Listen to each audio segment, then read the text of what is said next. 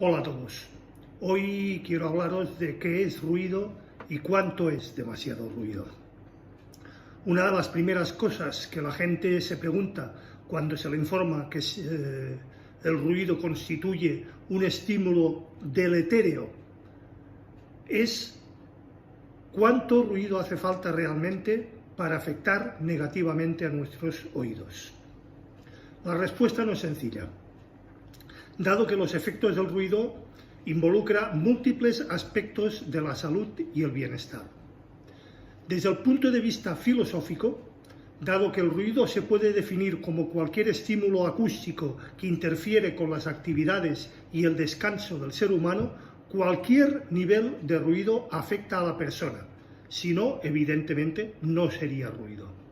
Sin embargo, a menudo el ruido se tolera mejor cuando se considera inevitable. El ruido de la lluvia o las olas del mar, por ejemplo, nos resulta mucho más aceptable que el de una simple gota de agua goteando de un grifo, la gota malaya. En general, los ruidos repetitivos son más molestos que los aleatorios. ¿Cuándo se considera que los efectos medibles objetivamente son molestos?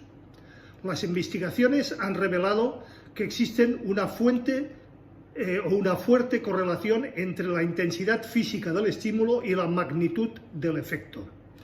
Esto es particularmente cierto en relación con la disminución auditiva. Durante décadas se ha investigado ampliamente diversos grupos de operarios e industriales que se desarrollaron diversos criterios de evaluación de situaciones específicas. Uno de estos criterios corresponde a la norma internacional ISO 1999, que comienza definiendo el déficit auditivo o hipocausia como un aumento permanente del umbral auditivo, el mínimo nivel sonoro audible, suficientemente importante como para afectar la inteligibilidad de la palabra. Este aumento resulta ser alrededor de unos 25 dB para los tonos de frecuencias medias.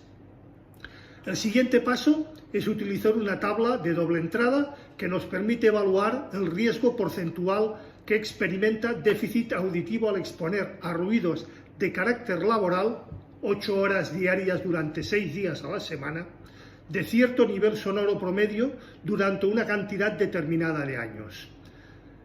Por cada disminución a la mitad de las horas totales trabajadas, el criterio se aplica restando 3 dB al nivel sonoro real.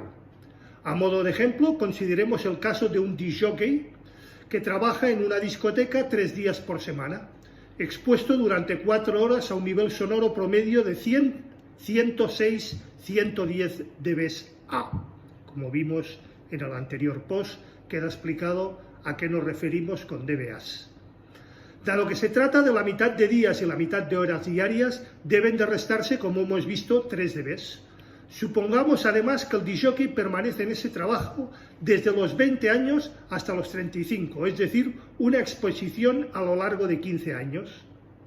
Bien, la tabla a la que nos hemos referido revelará que el riesgo de experimentar incapacidad para la comunicación oral ascenderá al 37%, es decir, casi 4 de cada 10 personas en estas condiciones tendrán a los 35 años dificultades o más que dificultades para comprender una conversación normal. Las legislaciones laborales normalmente permiten exposiciones a 90-85 dB y obligan a los empleadores a realizar exámenes periódicos a sus empleados, de modo de cambiar las funciones de aquellos que resulten más susceptibles a sufrir pérdidas irreversibles auditivas. Una inspección más cuidadosa de la tabla nos revelará que el nivel de 80 dB es un riesgo nivel 0, cualquier que sea la duración de la exposición. Esto significa que 80 dB constituye el techo seguro, de ninguna manera. Debido a que la definición de riesgo hay otro elemento que por su simplicidad no se he mencionado antes. Dado que se pretende cuantificar el riesgo de la exposición de carácter laboral, previamente se ha restado el porcentaje de la población que sufre hipocausia por envejecimiento, es decir, presbiacusia. Menudos palabras.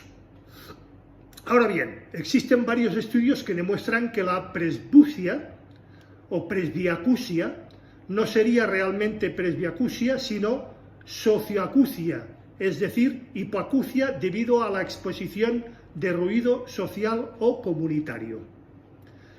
En la década de los 70, la Agencia de Prevención Ambiental de los Estados Unidos, la EPA, fue comisionada por el Congreso para proveer información sobre los niveles de ruido ambiental requeridos para proteger la salud y el bienestar públicos, con un adecuado margen de seguridad.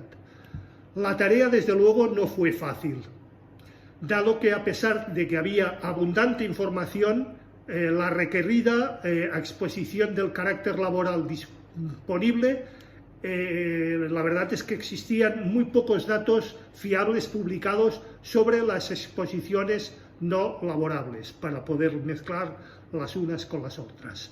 El enfoque fue, por tanto, el explorar los datos disponibles bajo un análisis de hipótesis razonables.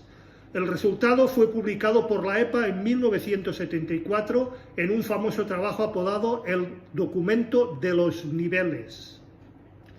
El criterio de la EPA, en lo referente a la conversación de la audición, afirma que para proteger virtualmente a toda población, es decir, incluyendo a los individuos más susceptibles, el nivel sonoro promedio durante las 24 horas del día no debe de ser mayor de 70 dB.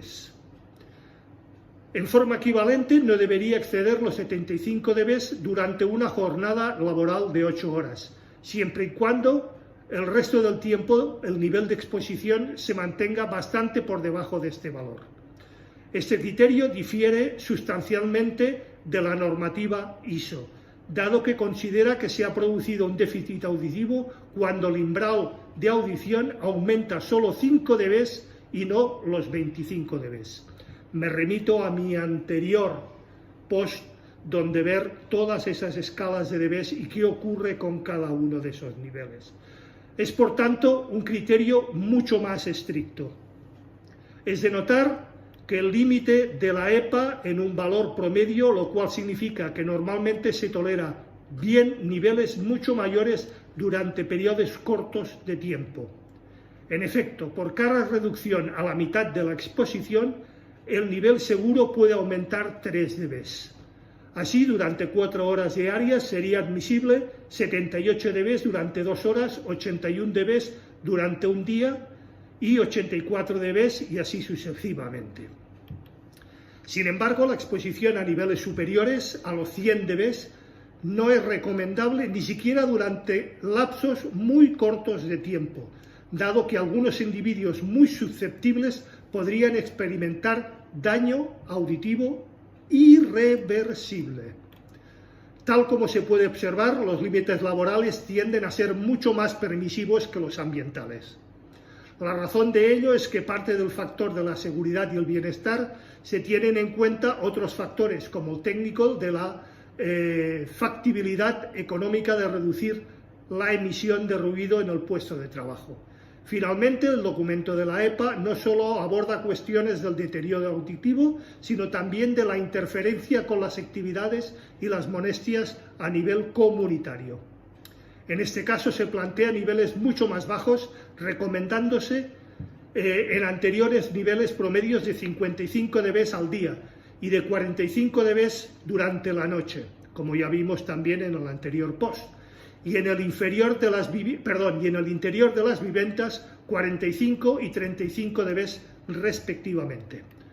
Las ordenanzas sobre el ruido tienden, sin embargo, a ser mucho más permisivas, admitiendo por lo general correcciones que contemplan niveles mayores cuando, por ejemplo, la fuente ha estado presente durante muchos años o cuando se trata del ruido de vehículos que por pasar durante lapsos muy breves de tiempo por cada lugar no pueden ser sancionados cuando la responsabilidad es del conjunto de los vehículos. Sería hartamente difícil, evidentemente. Bien, espero con todo esto haber aportado un poco más de información sobre qué es ruido y cuánto es demasiado ruido. Quedo abierto, como siempre, a cualquier pregunta, duda, aclaración, cuestión o sugerencia por vuestra parte, que serán, como siempre, bien recibidos y dispuestos de la forma más adecuada.